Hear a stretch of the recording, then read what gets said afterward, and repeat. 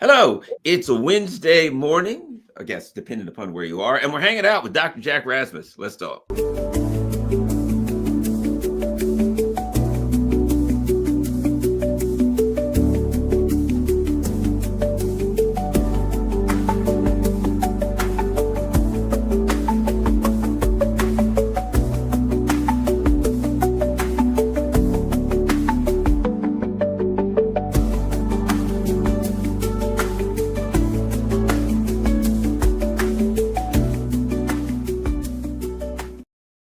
Hello, we're Carl. This is Garland Nixon, and we're hanging out with Dr. Jack Rasmus. You can find all of his info. Let me show you where you can find more in his books and all kinds of stuff. For that, you just go to jackrasmus.com and look at these great books. He's got a books, The Scourge of Neoliberalism. We got to love that one, right? And wait a minute. Let's make them bigger so we can see. The Scourge of Neoliberalism. We've got From Reagan to Trump. We've got Alexander Hamilton and the Origin of the Fed. I'm sure you'll like that one. Central bankers at the end of their rope. So just go to jackrasmus.com and you can find all of Dr. Jack's latest work and, of course, his books, which I recommend. It's very important. As you can see behind me, I'm really feel that it's important that we read and continue to open our minds, and Dr. Jack can help us out. All right, Dr. Jack, let's get started. Certainly, we want to talk about the things that everybody's talking about, hitting on, the tariffs in Ukraine. Before we do, one of the things that really has disappeared from the news, right? Really disappeared. And I think that's why we need to start with that. There were some proposals a while back, no taxes for people for overtime, for tips, things of that nature, Social Security. There was discussions of that. There was also even about the tariffs. I had talks with people who felt that one of the reasons that Trump wanted the tariffs was a way to raise money so that he could keep the Trump tax cuts, which are scheduled to expire at the end of the year. So taxes are very, very important. Let's talk about the tax proposals. They've disappeared from the news, but I think they're still important and relevant. Dr. Jack. Yeah, well, the new tax proposals are moving through Congress. They'll probably be taken up fairly soon, next 30, 60 days. The various committees in the House have their versions, and now they're what they call markup. They're trying to decide what they agree upon. And then the House will take up the proposal because according to the Constitution, all tax legislation must originate in the House of Representatives. And in the next 30, 60 days, we're going to see, a final bill that Congress, the House will vote on, and then the Senate will cut the hell out of.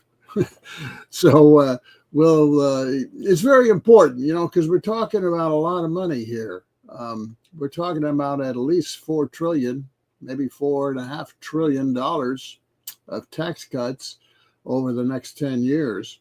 And for the first time here, there's tax cuts in this bill that really benefit working class, middle class folks. We'll see if they survive. That's what you mentioned, the no tax on tips, the no tax on overtime pay, and no tax on Social Security monthly checks, monthly income, which, by the way, wasn't part of Social Security in the beginning. It was taxed for the first time by Ronald Reagan, taxed 50% of your Social Security income, and then Bill Clinton raised it to 85%. So, what they give you in Social Security benefits, they take away in part, unless you're very poor, and then you're exempt from it. But most of the middle class pays something up to 85%. This was new. This was part of neoliberalism in the 80s, and of course, both parties are advocates of neoliberalism policies, and we're stuck with that situation here for the middle class, working class retirees. There's like almost 50 million people on Social Security of some kind. So taxing that is a big deal. And it's a big matter now in the negotiations, because for the first time they're talking about maybe eliminating or scaling over a period of time, scaling down that 85%, which would put a lot of money for spending in the hands of retirees and people on disability that doesn't exist now. It's a very un-Republican proposal. Historically, the Republicans only give tax cuts to the rich, and of course they're still doing that. To really understand the bill, though, you got to go back to Trump's original tax cuts in December 2017. These tax cuts were crafted by two guys in the back room who were big bankers from Goldman Sachs, Steve Mnuchin and Gary Cohn. They crafted this thing. It wasn't written by congressional committees. It was written by these two fellas. And then at December, just before Congress was leaving for the holidays, they threw this thing in everyone's lap, and they pushed it through with no debate on amendments. In other words, voted up, voted down. This is called the reconciliation process, and we'll see whether that happens again. They could do that because both houses were in Republican control at the time, as they are now. So they're going to try to push reconciliation through Congress once again. So that tax bill back then was $4.5 trillion over 10 years, a big amount of money. Now the media and the mainstream economists were saying it's only $1.5 trillion, but that was kind of a lie, because the estimate of $1.5 trillion was based upon the assumption that the U.S. economy would grow at 3.5% for 10 years in a row. And of course, if the economy grows more, it brings in more tax revenue, which offsets the $4.5 trillion. Well, we know that didn't happen. Right after that 2020, the economy collapsed, and it's been very anemic. It hasn't grown very well, despite the fact in 2020, 2021 too, there was $10 trillion of fiscal monetary stimulus. And what do we get? 2.5% GDP growth. I mean, people aren't talking about that. Think about that. We threw $10 trillion in monetary and fiscal stimulus, $6 trillion just in fiscal stimulus. And what do we get? We get this very weak, tepid recovery of GDP. I mean, people really ought to ask themselves, $10 trillion to get what is really barely the historical average for GDP without a stimulus? It's really an indication that under neoliberalism, the fiscal monetary policies have broken down. And this is a big problem for them right now. But to get back to the $4.5 trillion, it was also $4.5 trillion, not 1.5. Because of the manipulation of tax cuts for U.S. companies, multinational companies offshore. They were able to reduce their tax liability significantly through various technical means I'm not going to get into, but basically they got the big chunk of the U.S. multinational corporations abroad, or at home and abroad. So it was really $4.5 trillion, but you got to back up even further and understand that was only the latest at the time iteration of what's amounted so far going into this tax legislation of $17 trillion in tax cuts since 2001. $17 trillion. Now we have a national debt of almost 37 trillion now, right? You could argue, 17 trillion of the 37 is really due to the tax cuts. And most of those tax cuts, 80%, have gone to businesses and corporations in the wealthy 1%. You got to understand that too. $17 trillion, since 2001. 3.9 trillion under George W. Bush. 6 trillion under Obama, big Democrat Obama, bigger corporate tax cutter than George Bush, right? 4.5 trillion under 2017 under Obama. And then, of course, the COVID crash occurs, and we've got maybe another $1 trillion in tax cuts under COVID. Um, Whether it's the relief bills under Trump, and then in 2021 under Biden, and then Biden's $1.7 trillion subsidy to businesses to invest in 3 bills: the infrastructure bill, the chip modernization bill, and then the so-called misnamed Inflation Reduction Bill, which was really tax cuts for energy companies, including fossil fuel companies. Okay, so when you add all that up, right, you get 17 trillion going into this legislation. Now, you got to remember also that the 2017 tax cuts are comprised of corporate tax cuts and individual income small business tax cuts. Plus, now we've got those 3 working class tax cuts, right? That's the big division here. Now, you got to also understand that the corporate tax cuts part of that $4.5 trillion is not up for renewal. It's already permanent.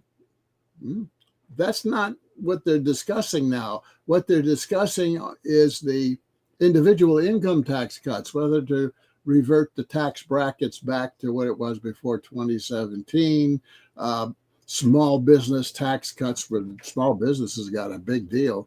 But the corporate tax rate was, in 2017, was cut from, I think it was 35% to 21%. And that's not changed. That's baked into this thing. That's not up for renewal. And a lot of the small business tax cuts are there as well. There's some of them that are up for renewal. And also taxes like what's called the SALT tax, state, local government taxation for your property taxes and so forth, based upon the value of your homes. In the East Coast and West Coast, home prices are very high. But the 2017 tax cuts put a lid on deductions on your property real estate taxes at $10,000 a year. Well, the proposal in the new bill is to raise it to $30,000 per year. And there's other proposals in there as well that have to do with small businesses that would get 20% off the top of their cost deductions. Well, now they're going to raise that to 30%. So this is a small business individual income tax renewal. Overlaid on it the 3 taxes for the working class, and some other new ideas like Trump has raised, allow you, if you buy a new car made in the USA, you could deduct the interest on that, which is a big cost saver to Americans if they buy a local car here. There's no such thing as a local car, by the way. It may be sold here, but the engines come from Brazil or something. Virtually all the auto parts companies moved down to Mexico. I don't know what moved up to Canada, but there's no such thing as they just assemble the last parts here, right? So if you buy one that's assembled here, then you get the tax cut, right? But you lose on the tariffs anyway, so it all evens out, right? You lose on the tariffs, right. and then The you get some tariffs tax are, part of the whole thing. Tariffs are a tax on consumption, really. That's what they are, and on business distribution and consumptions. That's what tariffs are. They're taxes. So understand that what we've got going through Congress now is still a very big bill. It was $4.5 trillion, but Speaker of the House Johnson said, it's only $4 trillion now. Because Congress has a rule that you got to cut spending if you're going to cut taxes, right? You got to balance them off. And they're having a hard time finding $4 trillion of spending cuts, right? That's how you got to understand what's going on with Trump's foreign policy, and his eliminating of U.S. aid and National Endowment for Democracy, all this NGO stuff, that the U.S. is throwing all kind of money at, the money it's throwing at Europe through NATO, all that, the fact that the U.S. military is bloated with generals and senior officers. You know, in World War II, we had like four-star generals at the end of World War II. Last I heard, we had 45 four-star generals and admirals. You know, 45. You know, who knows how many 3 and 2 stars, right? Right. You know, it's a bloated military, and that's why they're cutting out a lot of these military positions as well. There's a lot of bureaucratic during the age of recovery of the empire that began with Reagan. Neoliberalism is the policies set that accompanied the restructuring of the U.S. empire after the crisis of the 70s. You see, that's how you need to understand of neoliberalism. And it worked. It worked quite well. And the U.S. Empire went on a binge, especially after the Soviet Union collapsed, right? It went on a binge and expanded economically and politically everywhere until it hit a wall in around 2008-10. And it's been struggling ever since and slipping ever since, especially since 2020, 2022. That's another topic, of course, I'm covering in my next book, The Twilight of American Imperialism, documenting the dimensions of the decline of the U.S. empire. But the empire still got a lot of gas in the tank, and no one, you know, there's some people on the left who keep talking about, oh, it's collapsing, it's collapsing. No, it's not collapsing, folks. It's restructuring and reorienting, especially restructuring, because as I've said on various programs here, you got to understand all of these cuts in the foreign spending here by Trump as part of the recognition of the U.S. imperialists that they cannot afford the empire as it is currently structured. They cannot afford it. They're moving the money around from spending that doesn't produce results, you know, like in NATO and Ukraine and in Europe. I mean, that's yesterday's war. That's not strategic for the U.S. What's strategic, of course, you know, for the U.S. is the Western Hemisphere and the Pacific.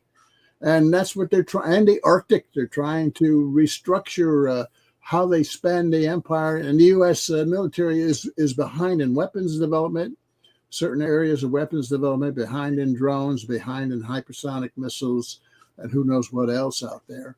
And they're cutting U.S. aid and all this to move the money into the Pentagon and into defense. And, you know, they already talk about in the budget to increase the Pentagon spending to $1 trillion now a year, $1 trillion.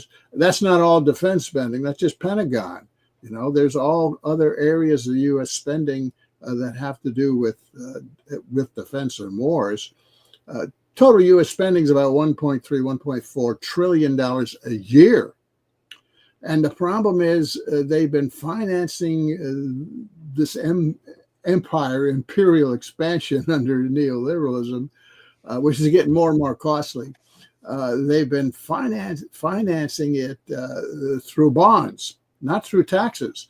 You know, as I said, taxes have been cut $17 trillion, and there's going to be another $3 trillion at least, right?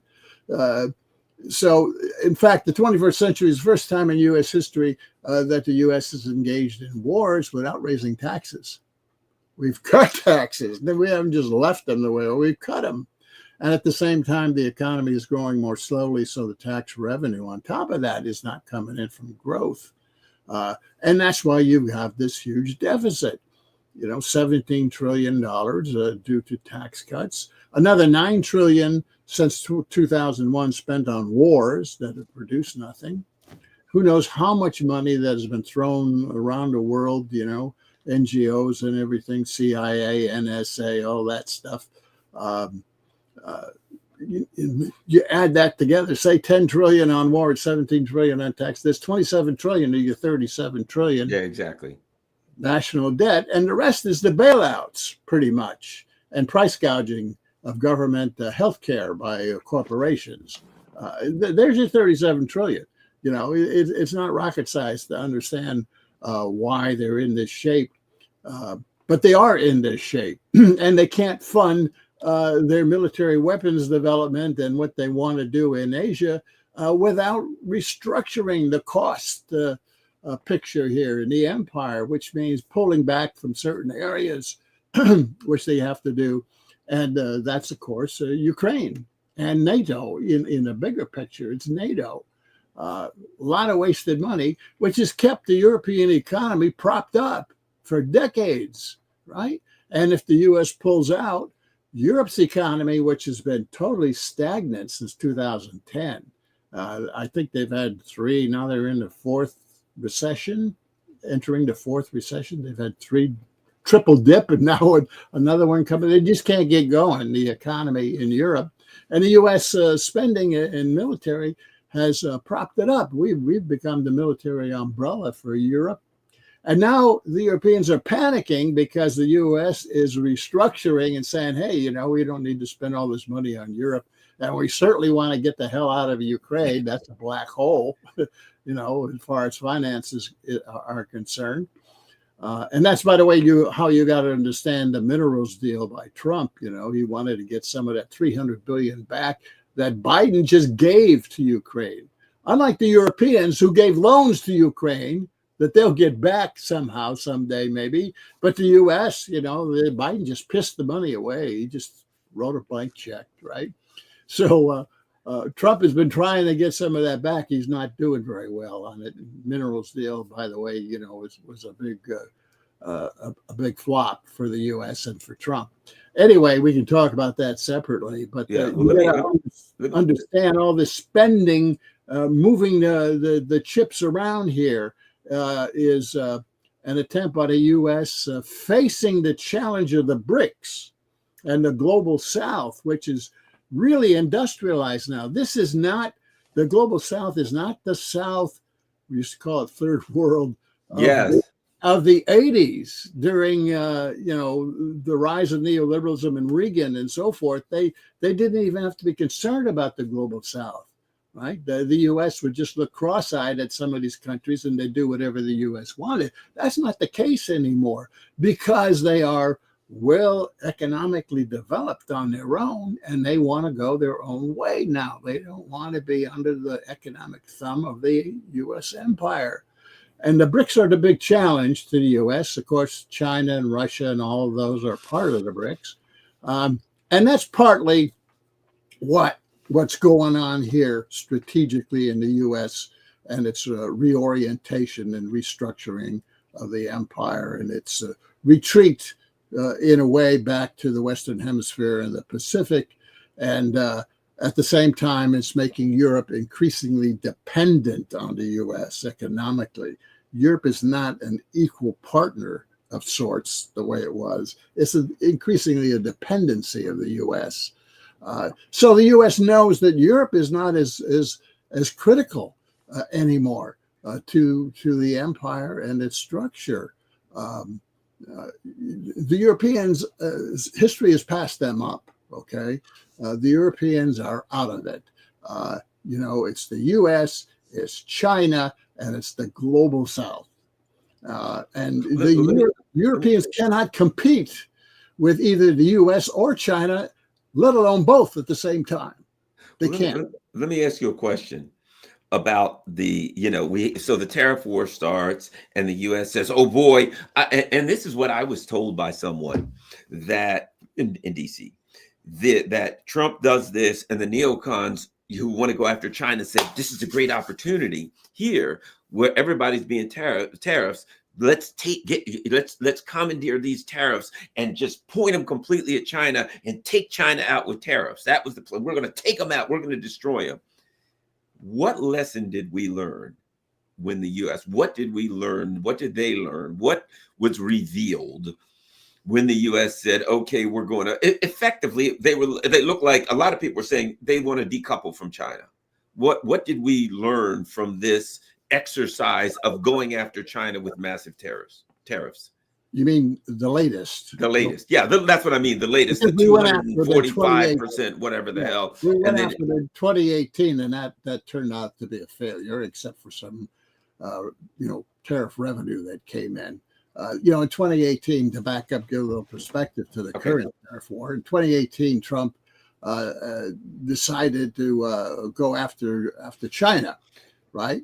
And in terms of tariffs and almost an economic war and so forth. And the whole objective was really at the time, and I wrote some long articles about it. You can read them on my blog, jackrasmus.com, or you can, I believe, World Review of Political Economy.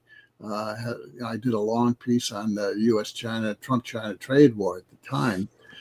And the objective then was to try to slow China down in terms of development of next generation technology, AI, 5G, cybersecurity, and all the next generation product lines that are coming, and the military significance of these new technologies, sensor technologies, etc. And it didn't work. That was the main objective. And Trump settled on some minor things as a compromise, a little bit more, buying American agricultural products, and giving U.S. banks 51% interest in China banking, token stuff. And he got some more revenues out of the whole thing, but it was a failure, pretty much. Now, that's being resurrected again to go after China, but China's even stronger now, technologically and economically, and we're seeing that. And the thing you got to understand is that Trump may want tariffs on China, and he may want to use tariffs to try to disincent U.S. corporations that under neoliberalism flooded the world. They went offshore, right? He may want them to come back to the U.S., but they don't want to. You see, the corporations, the big capitalists in this country don't want to come back. Oh, they talk about, we'll come back, we'll spend $500 billion, blah, blah, blah. That's all talk, right? Why? Because they're making a hell of a lot more money offshore than they are coming back to the U.S. that they can make in the U.S. And you got to understand Trump's 180-degree flip on the tariff war here recently is the result of corporate lobbying direct to the White House. The big capitalists, the big corporations, auto companies and so forth saying, no, Donald, you can't do this way. You're asking for too much, too fast, and it can't be done, And at first he exempted, he responded exempting Mexico and Canada from it, and then other areas got exempted, then 90 days, this and that, and now the focus, which has always been China in these tariff wars, whether before or today, he's found out that the Chinese aren't impressed with a tariff war. I mean, they can play that card too, and they did. And scared the hell out of U.S. corporations there. And he backed off. He backed off, didn't he? Look, I've always said that the objective here of Trump is to raise revenues 10%. They say, 10% is the baseline, the bottom line. No, that's the average they're going to settle on. It's going to be a 10% tariff hike. Now, some products will be more and others will be less and so forth, but it'll work out to 10%, which is not a trade war. Raising tariffs 10% is not a trade war. It might be a little bit more with China on certain items. But the mainstream media and the Democrats are trying to spin this thing as a big crisis and so forth. No, we see the big retreat going on. We see Trump retreating everywhere on a whole line of things. That's just the way he operates, He tries to gain control of the bargaining agenda by some dramatic, extreme initial position, right? And then he waits to see where the pressure comes from the business groups particularly, which he's very flexible and responsive to, and he backs off. and he sells for something less. We can see that going on in Ukraine, right? Same thing, with Europe, but the tariffs are very clear. And I predict probably that you're going to see him give up on the working class tax cuts as well. By the way, those tax cuts, those three tax cuts are $1 trillion in tax cuts over 10 years. Think about it. The tips, I think, is like 150 billion over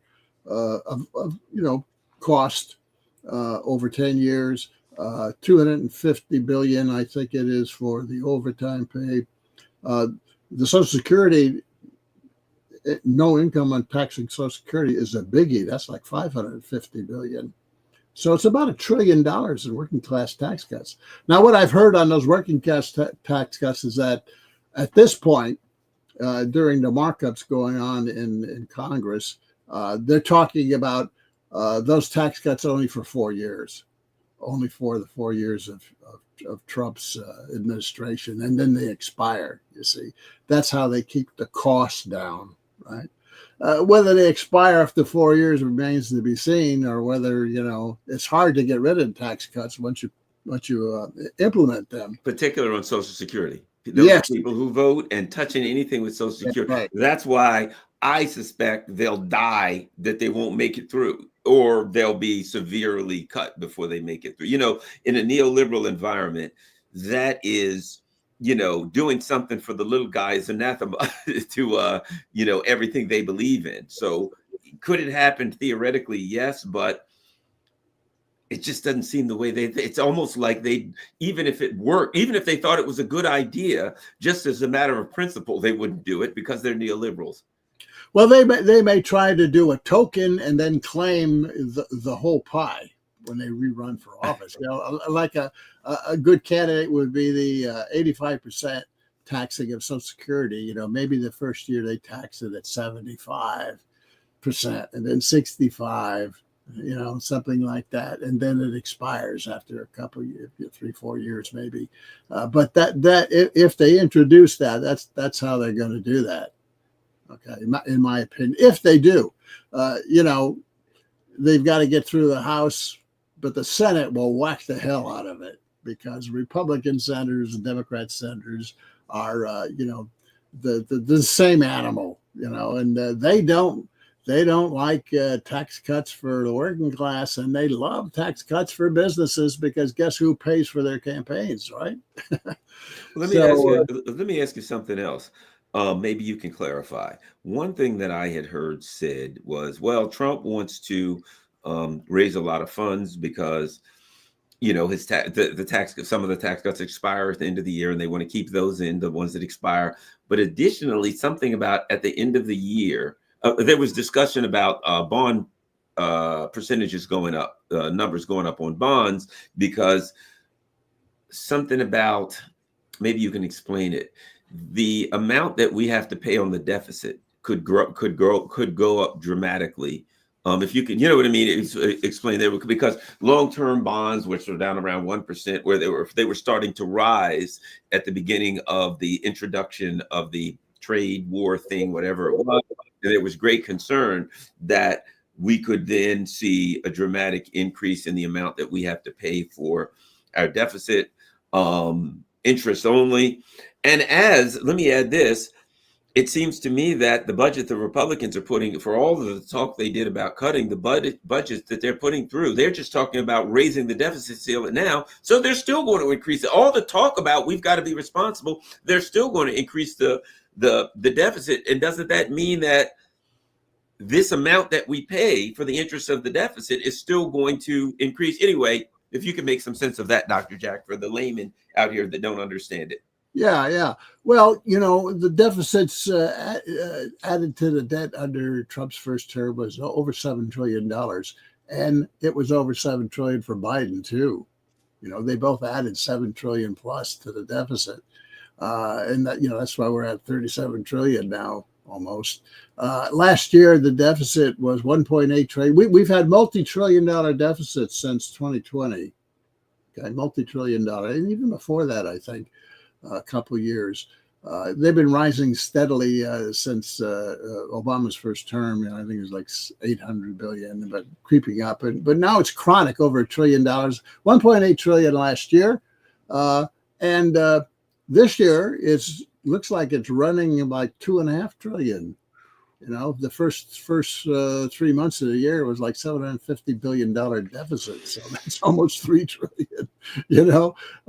So they've got to do something, because as you said that when you have deficits like that, you're going to spend the money that's in the deficit. You got to get money somewhere. You can't get it from taxes because you're cutting taxes, right? Taxes only cover part of it. The 3 trillion or 2 trillion is what the taxes don't cover, right? So how do you pay for that spending? And of course, the defense and war is 1.4 trillion of that spending, and interest payments to bondholders is over $1 trillion, as you said already, and it's going to go higher. So how do you do that? The Treasury, through the Federal Reserve, sells Treasury bonds. Right? Now, the Treasury bond, the 30-year long bond, is like 3.5–4% now, right? And that's the interest that's being paid to wealthy Treasury bond and bill holders, which is mostly the very wealthy, the big corporations, and the banks, both in the U.S. and abroad. Like 30% of all the Treasury debt is held, which is like 8–9 trillion now, 8 trillion, I think, is held by foreigners, foreign banks, corporations, and so forth, as well as in the U.S. So you've got all that money, that's the interest rates. If you're going to finance, we call it finance the debt, the $2 trillion plus now. To finance it, you don't have enough tax revenues to do it because you're cutting still, right? So the only way you can do it is to issue bonds, more Treasury bonds and notes and so forth, right? But to get people around the world and U.S. buyers to buy more bonds, what do you got to do? You got to raise the interest rate to attract them, right?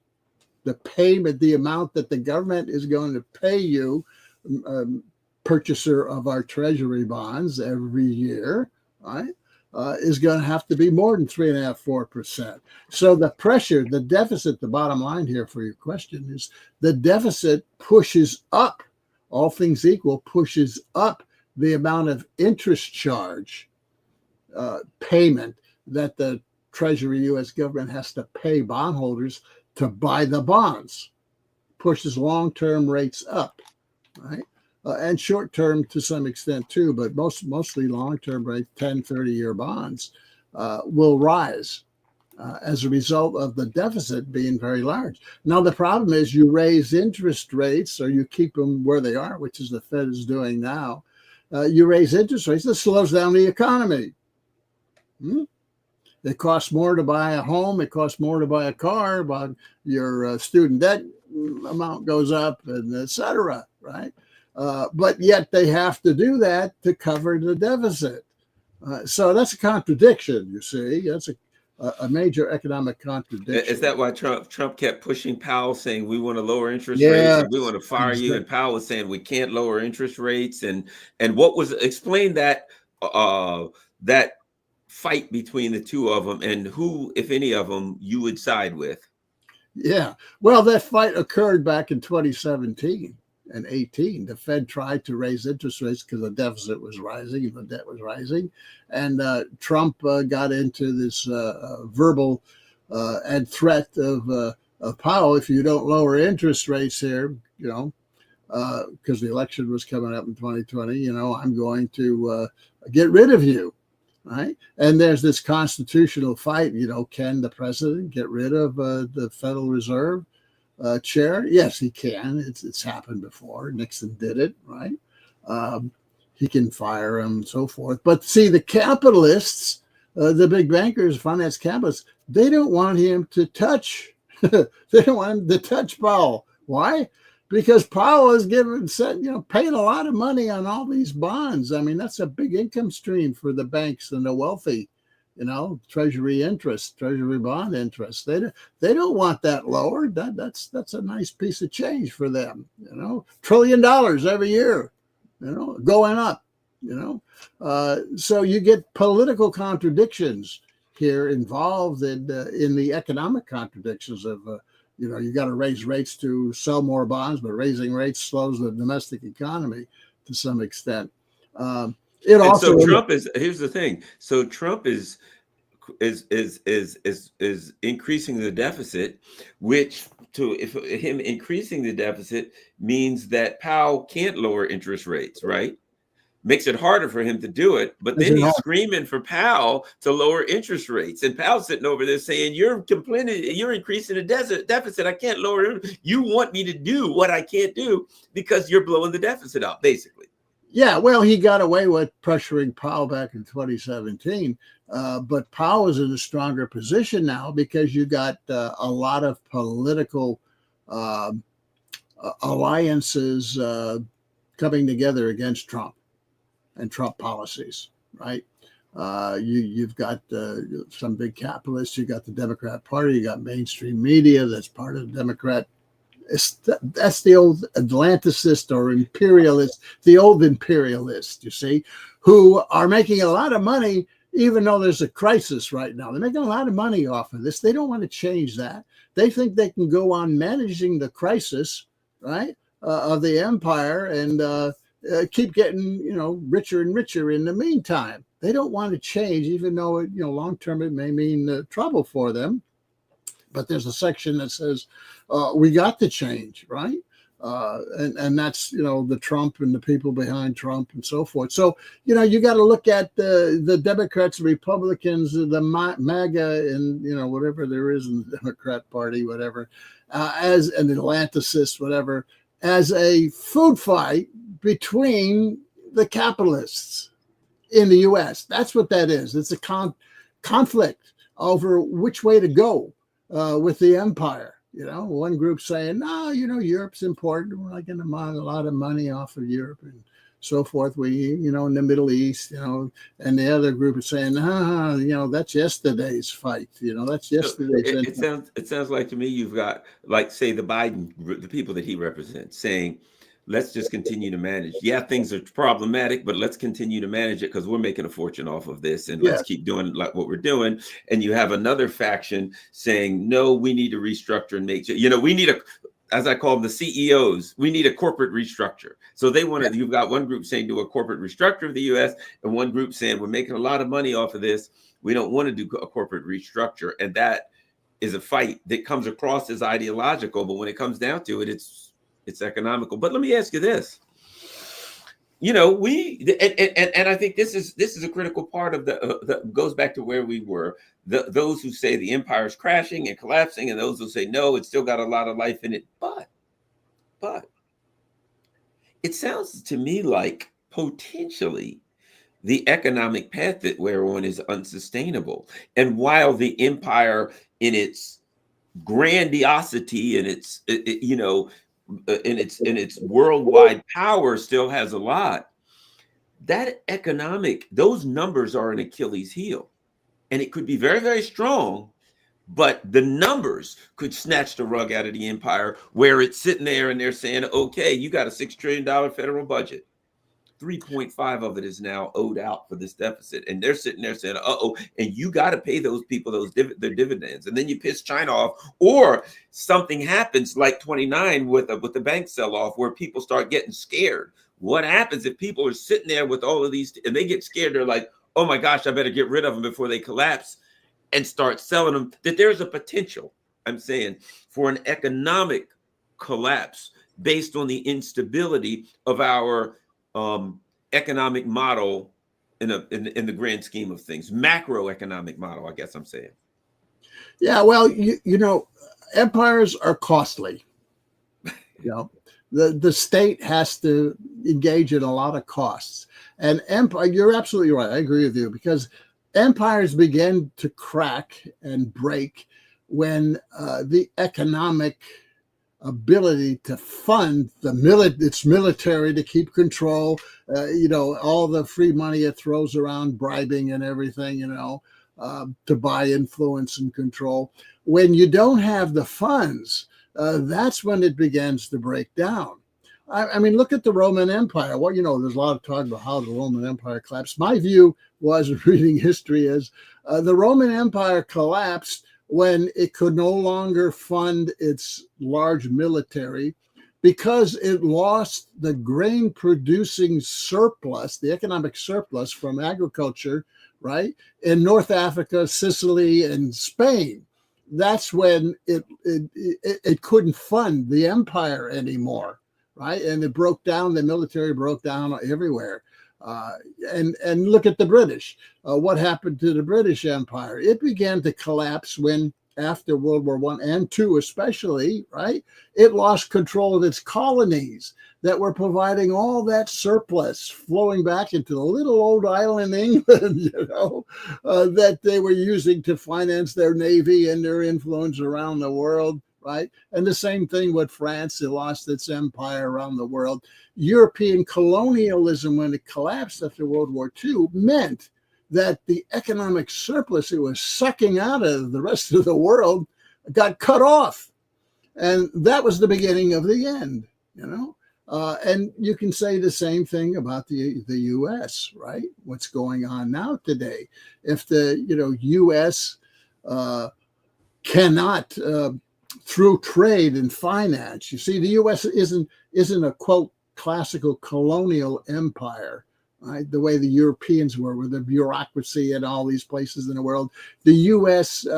Manages its empire economically through control of finance, through the dollar and the payment system and the IMF and the World Bank and all this, and U.S. corporations abroad and so forth. Those are the instruments of the U.S. empire, right?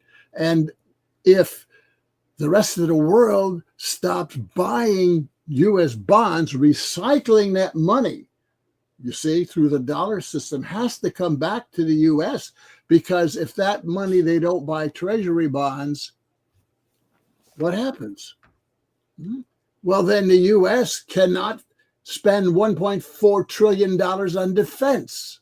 It can't. It's got to cut it, because that's how it's financing defense, right? The biggest cost of the budget.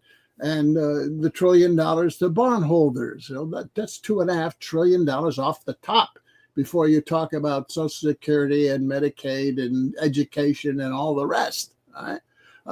If that money does not cycle back to the U.S., and that's the challenge of the BRICS, you see, the BRICS are saying, well, we're not going to use the dollar anymore, right? And that's Trump in Saudi Arabia getting $1 trillion or something from the Saudis. Yeah, they already lured Saudi Arabia, not to be a full member of the BRICS, right? So this is the big behind the scenes, really long-term strategic thing that's going on. I mean, we can talk about Ukraine, we can talk about NATO, even. We can talk about Greenland, which is all about the U.S. trying to counter Russia's Arctic strategy. We can talk about Panama Canal, which is about trying to keep China from buying up the canal. That's what that's about. We can talk about all these other pressure points in the world, but the big one is the BRICS. And if the BRICS go their own way, the dollar, which is the linchpin of the U.S. global economic empire, if people around the world, countries around the world, stop using the dollar, what happens to the dollar? It collapses in value, right? People don't want to buy dollars. Well, if they don't buy dollars, they're not going to buy treasuries, because you got to buy dollars to buy treasuries. If you don't buy treasuries, you can't fund the budget deficit. If you can't fund the budget deficit, you either got to raise taxes or cut war spending. You see how it comes home? The empire is structured domestically and globally, and it all works together here. But if the dollar falls and the BRICS go their own way, which they're not going to do initially, they'll play both ends against the middle, I believe. That's why it's going to be a decline over time here. Then where's the surplus coming from? You see, buying of the treasuries and other countries investing in the U.S. is the surplus for the U.S. empire coming back. Just as the British, would just extract money from the colonies and send it back, or take the cheap goods from the colonies and resell it, right? And just as the Roman Empire never, could get enough agricultural surplus in order to fund its military, the military runs on funds, right? It's very costly. It's huge. Where are you going to get those funds? Raise taxes, sell bonds, one or the other. And of course, we haven't raised taxes; we've been cutting them, so we're selling more and more bonds, right? But it's this budget deficit that's the key here. But the trade deficit is tied into this thing, right? Because the U.S. under neoliberalism decided decades ago to run a trade deficit, a huge trade deficit. The U.S. management government says, okay, we're going to run a deficit, meaning we're going to buy more shit from the rest of the world than they buy from us. That's okay, so long as the rest of the world recycles our dollars back into investing in the U.S. and buying treasuries. Long as that recycling occurs, and it started in '74 with the agreement between Nixon and the Saudis to only buy and sell oil with dollars. You see, that was the so key. You always recycle, always. So they got a guarantee. Always recycle. That way, if you recycle and buy the treasuries and the bonds, we can run a deficit, which means we can spend more on the military here in the U.S. and we can cut taxes.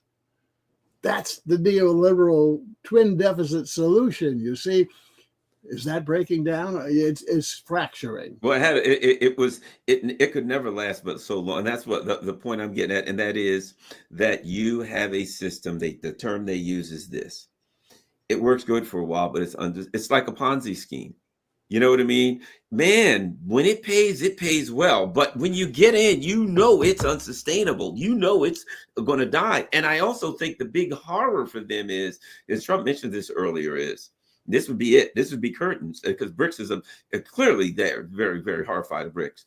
But the BRICS discussing some kind of a denomination that they could use as opposed to the dollar. And the other day, when everybody came to Moscow, one of the things that was announced by China and Russia is that everything they purchase and buy, they use each other's. They use the yuan or the ruble. That they're done with the dollar, and this horror that BRICS comes up. And what I've heard talk about is, now people think they're going to do it immediately. They're very, BRICS. These people move really, really slow, and they're taking their time because they know that it could cause them great problems. But from what I hear, they want to come up with some kind of a denomination. Unlike the dollar, you can take a dollar and go out and buy a pack of cigarettes with it, right? They want a denomination, from what I understand, that can only be used for international trade. That this is a currency, as it were, but not currency in the traditional term that we think of for the lira or the franc, but one that can be used for countries between countries for international trade, which I think hurts the dollar even worse, because that stops the recycling completely of the dollar.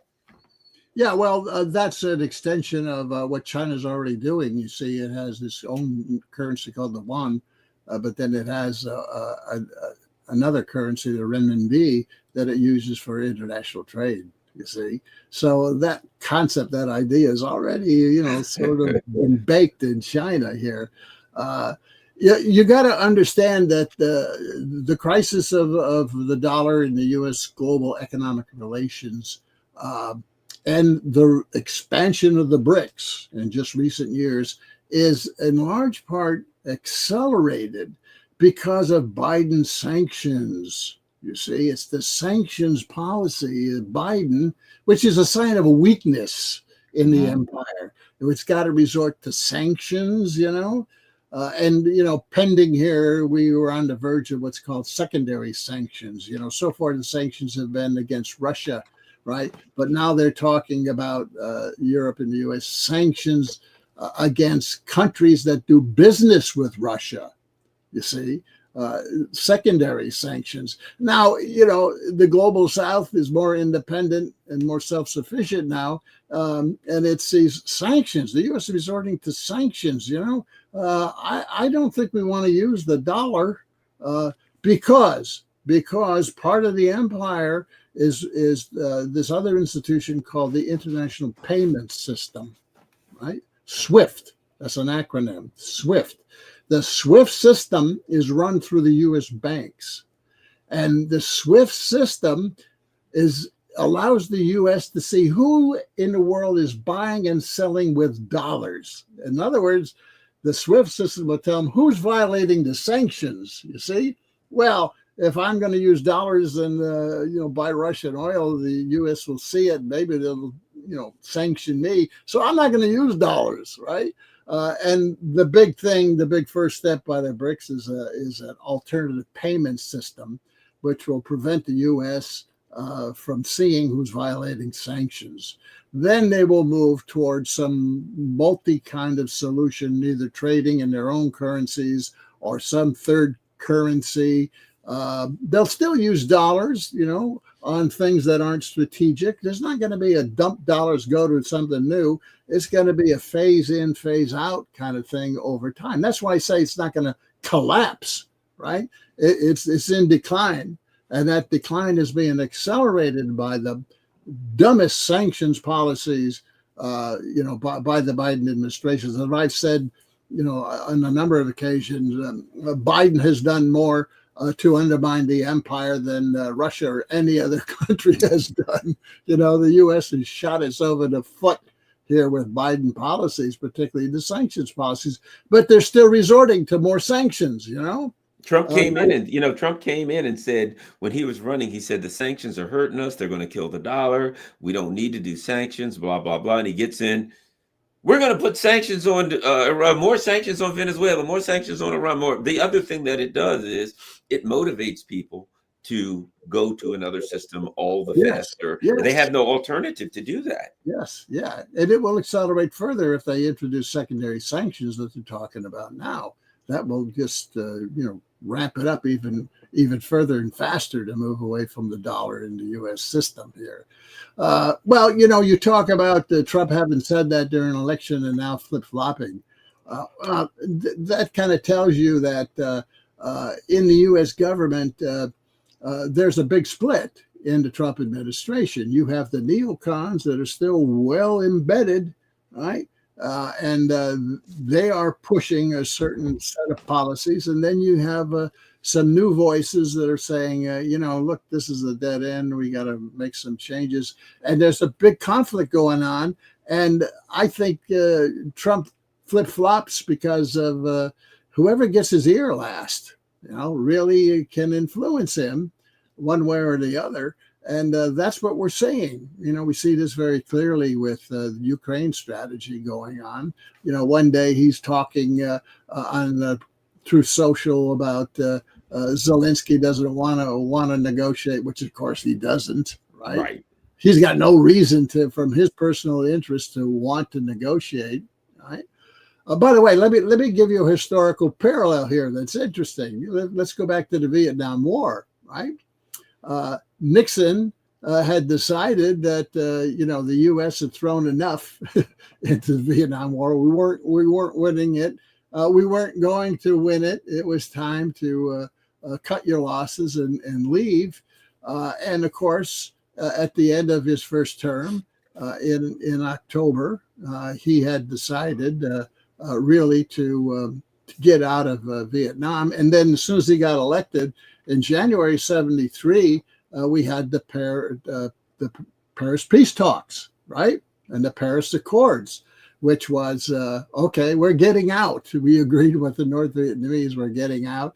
And we phased out over the course of 1973. We were gone by December '73. Okay. The thing to remember about that is that agreement was between the U.S. and North Vietnam. South Vietnam was not involved. in those negotiations. South Vietnam refused to participate in negotiations with North Vietnam, right? The U.S. just bypassed South Vietnam, cut a deal with North Vietnam, and then imposed it on South Vietnam. Fast forward to Ukraine. What do you got now? Zelensky and Ukrainians do not want a deal. They will never agree to a deal. Never.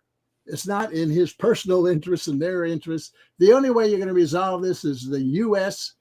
cutting a deal with Russia and getting the hell out of the war and then imposing it. Now, what's different this time around is you got the Europeans who are siding totally with Ukraine. They don't want an end to the war either.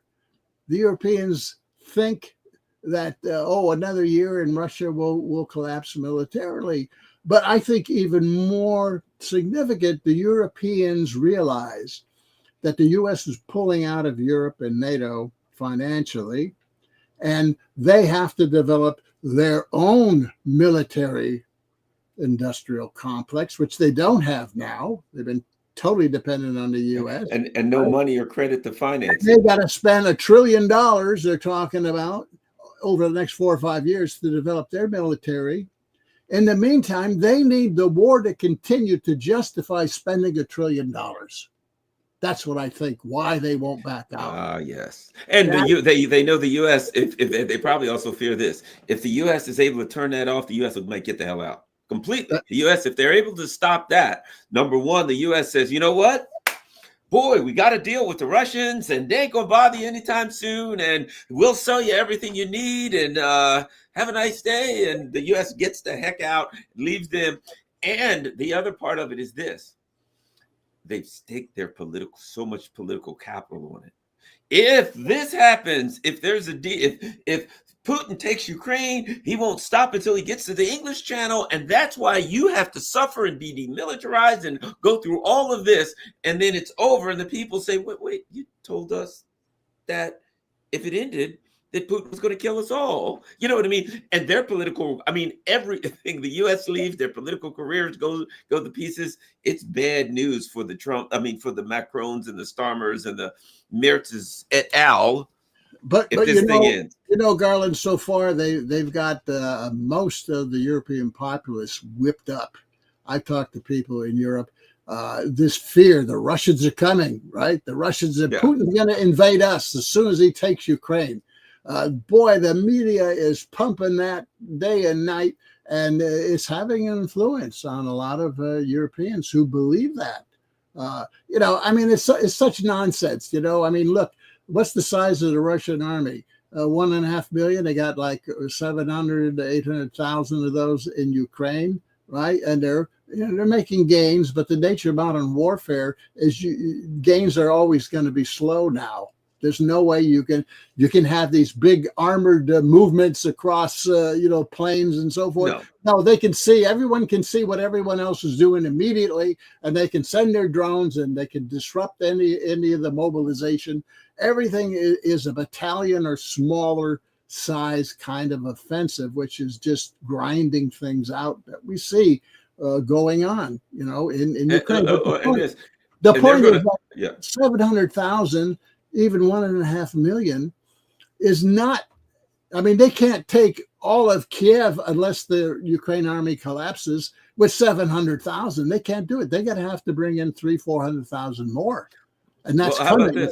To occupy Ukraine, you need 2 million. To occupy the entire country, you need 2 or 3 million soldiers. And we're supposed to believe that they want to invade and occupy all of Western Europe, which has 500 million people. That they've got 1 million soldiers, and they're going to invade and occupy a block of 500 million people.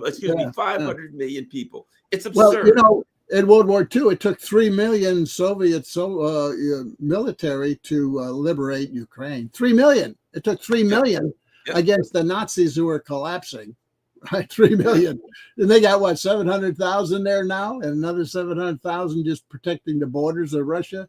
Oh, but they're coming, they're coming to Berlin, they're coming to Paris, but To people what end? And are, then to what end? Of what value would it be for Russia to invade? They'd have to take every person they have, much less their soldiers, to invade and occupy all the. It's on its they face. couldn't do it. Militarily, you can't do it. But you need to get the population behind you, scare the hell out of them, get them behind you if you're going to spend $1 trillion on defense. Because spending $1 trillion on defense means that's the beginning of the end of all these nice social benefits that the Europeans are getting. These pensions at 60, 62 years old, right?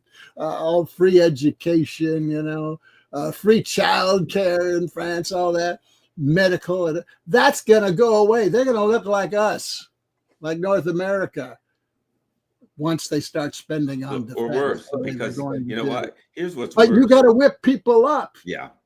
If you're going to do that. And I think that's what's going on here. I think the European elite now, which is being run through the EU umbrella organizations and NATO, European Commission, European Council, they're the guys running the show. They know they got to spend $1 trillion. Well, you got to keep the war going, and you got to threaten people that the Russians are coming if you're going to do that, because this means taking away your social benefits. Yeah. Well, I think ultimately Europe is going to end up very bad situation, because their other problem is this: they don't have the foundation. You got to have natural resources, right? Mm-hmm. The U.S. But things could go bad here, but in reality, the U.S. does have some natural resources. It has oil, right? It can produce its own energy. We have land, we can feed ourselves. So things can go bad in the United States, but the U.S. has the foundational economic means in that we can produce energy and we can feed ourselves. The United States can flop over, but it can come back and it can strengthen itself again because it has a foundation. Exactly. Europe doesn't have those things. Europe doesn't. No, Europe is dependent on the U.S. now. The U.S. has driven Russia and its natural resources and its manufacturing and banking out of Europe totally. And the U.S. has entered that vacuum. And that has made the Europeans even more dependent economically on the U.S. U.S. tax policies are sucking money capital out of Europe. Trade policies are going to suck even more, right? Europe is becoming a satrapy of the United States economically. And politically and economically, it's backward. Europe's turning into a nice museum to visit, and that's about it. Right? That's its future. It seems to me, and this is I know we're just about out of time, but I'll say this: as the U.S. empire gets weak, it says, "I'm getting weak. I'll eat Europe." You know what I mean? Well, the U.S. is like, we're getting weak. Oh, we can't take stuff from Africa like we used to. South America, for God's sake, they're selling everything to China. Europe looks kind of tasty. Like the U.S., in order to maintain its power, in order to maintain its finances and everything, one of the things it seems to be doing is turning the empire inward and saying, bad news for you, Europe. You have lived off and survived that office, but now that we're hungry, we're going to have to eat you to survive. Yeah, it's the empire is consolidating around, circling the wagons around the G7, right? It's G7 allies. That's the core. Right. And it is reorganizing those relationships, and as you said, the U.S. has a lot of resources, and, there's Canada and there's Greenland, right? There's a lot of resources in North America. And that's what it's looking at. That's what it's looking at right now. And it's going to circle the wagons and strengthen that core. And part of that is making Europe more dependent upon the U.S. In January of 22, I wrote an article, 10 reasons why the U.S. wants Russia to invade Ukraine. And one of those reasons was for the U.S. to reestablish and intensify its hegemony economically and politically over Europe. That was Plan B, I believe, right? Plan A. They can end the war now, then. The U.S. can end the war. They have, their most important goal has been accomplished, one of their most important goals. So even if they end it right now, at least they've reestablished complete hegemony over Europe. Yeah, and I think the bottom line in the Ukraine is there's going to be a split of that country, I believe, eventually. A Korea type settlement, East and West Ukraine. And think about it. Even if the U.S. imperialists lose, they grabbed a big chunk of Ukraine, which is the heartland of the Soviet Empire, right? They're going to come out with something that they didn't have when they went in. Okay, it's not the whole pie, right? But it's a big piece. It's a start. And, they'll build that up in 10 years from now. Who knows? When Putin's gone, maybe we can make another play, right? This is the way they think. Yeah, Long term, that's the fallback position. And, I think Putin would accept something like that. Because he's already said, the Western Ukraine was really Poland. It's full of all these Nazis, for historically, it's always been a hotbed of fascism. Who the hell wants that? In his interview with Tucker Carlson, he kind of said, if they want it, he's mentioned they can have it. He said that's not the Slavic homeland of Belarus, Ukraine, and Russia. Right? So I think something is going to happen in that regard. And I think that's why the French and the British are talking about sending troops. They'll send troops to the far western part. If there's an agreement about to happen, that'll be part of the agreement, and they'll send troops to far western Ukraine to occupy Ukraine. They'll try to do it in Odessa too, and that's when they'll come in, because they can't come in the NATO military and face off Russia. I mean, they're so weak. I've heard this statistic. I don't know if it's true that Russia is recruiting volunteers every 3 months, 90,000. That is more than the entire NATO combat force. I can believe all of NATO, right? I think the French are not that stupid, and the British, are blind, but they're not that stupid either. And they're not going to, quote, send troops to invade. They'll send troops to occupy, to grab Western Ukraine. That's what they'll do. Yeah, Dr. Jack Rasmus. Everybody go to jackrasmus.com. You can see his name there. That's the way it's spelled, jackrasmus.com. You can find out all the good work that Dr. Jack is doing. You can read his latest articles. And of course, if you look at the right side of the website, all of his books, The Scourge of Neoliberalism and all that kind of stuff available. So go to jackrasmus.com. Of course, as I said, you see scrolling across the bottom, follow me on Rockfish, follow me on Rumble, follow me on Telegram, follow me on YouTube, all that, Facebook, you name it. And of course, now, if you want, I've got Patreon, buy me a coffee if you want to donate. And I now have a P.O. box. That's the last thing that scrolls, P.O. Box 32, Glen Burnie, Maryland. And if you want to send, whether it's a donation, if you want to send a letter, a book, whatever, so just say hi. You can now send me snail mail, and I get a bunch of letters, and I read them. Great letters of people who enjoy the channel. So feel free. There you go, P.O. Box 32, Glen Burnie, Maryland. You can send me snail mail stuff, and I get stuff all the time. I really enjoy reading it. Thanks a lot, Dr. Jack. Any last word? I would just say, people want to follow my analysis here as a day to day. I'm on X at Dr. Jack Rasmus. There you go. Or my Friday radio show, Alternative Visions, on the Progressive Radio Network at 2 p.m. Eastern Time. Either way, short-term developments and events rather than just articles and books. There you go, Dr. Jack Rasmus. Follow him on X. Thanks a lot, Dr. Jack. Thanks a lot, everybody. Share this on all your social media platforms. I'm out.